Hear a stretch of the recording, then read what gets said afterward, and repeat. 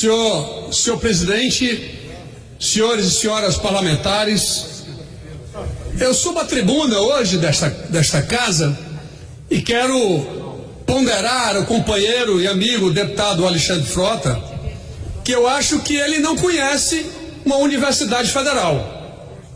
Eu sou professor com muito orgulho da Universidade Federal do Ceará há muitos anos, senhor presidente, senhores deputados.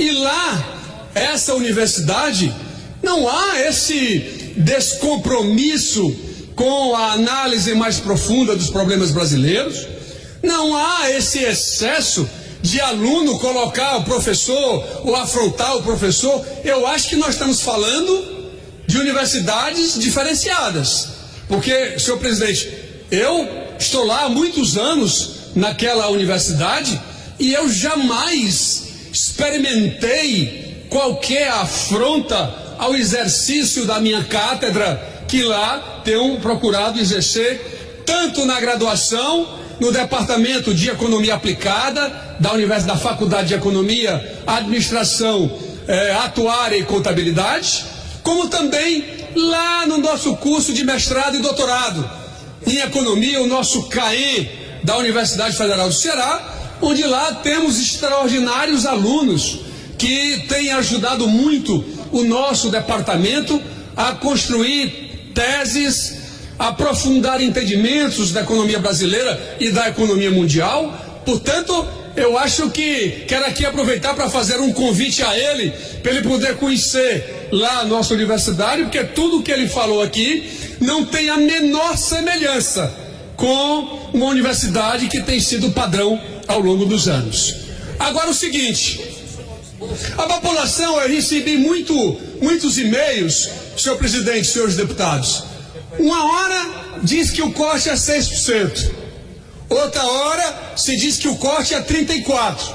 Eu quero aproveitar este tempo aqui para poder explicar por que os percentuais desses cortes são diferentes na análise de cada um. População brasileira, os colegas professores, os alunos estão ponderando que a gente possa esclarecer o tamanho definitivo desse corte, o que é um absurdo independente de tamanho. Que é o seguinte: a despesa orçamentária brasileira, ela tanto tem as despesas de caráter obrigatórias e as despesas de caráter discricionárias. O que é uma despesa de caráter obrigatório? Basicamente são três: é a despesa da sua folha ativa, dos seus encargos trabalhistas e dos seus aposentados e pensionistas. Essas são as despesas que têm a primeira prioridade, né, na composição da despesa orçamentária.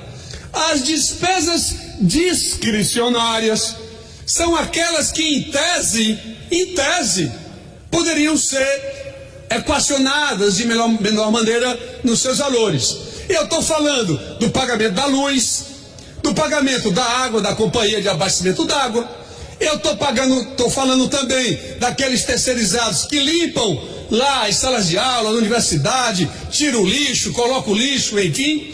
São despesas que, apesar de serem consideradas discricionárias, mas elas são despesas que, se contingenciar ou cortar, como foi cortado daqui para setembro, como é que nós vamos aguentar um corte dessa magnitude até setembro? Porque agora virou eufemismo, não é corte, é contingenciamento, como se desse para esperar até o mês de setembro para poder fazer uma avaliação, como se o cenário econômico, senhor presidente, fosse alterar positivamente daqui para lá. Pelo contrário, o Brasil está indo aprofundando a sua bancarrota. O Brasil não tem tomado nenhuma medida para corrigir os destinos. São mais de 13 milhões de desempregados no nosso país. Aliás, nós chegamos num tempo em que o brasileiro ou brasileira que trabalha sem carteira assinada ou que faz bico por aí afora, o Brasil hoje está invertido. Ele tem 35 milhões de brasileiros e brasileiras que não têm a carteira assinada conta 32. Nós temos hoje uma economia mais informal do que temos uma economia formal, despesas discricionárias. Aquelas, repito, o terceirizado, a luz, a água, os contratos, né, de manutenção que porventura existentes nas universidades, o corte foi grande sim. Jamais na história se observou 35% de corte em uma despesa discricionária. Isso não pode acontecer, até porque corte em orçamento é você exercer prioridades. Você pode cortar em outros cantos e preservar a educação, mas o que se examina desse governo é de que, na definição das suas prioridades, senhor presidente, a educação realmente é colocada ao relento, ao último, e isso nós não vamos permitir. Vamos recompor esses valores, porque a educação é que faz esse Brasil crescer.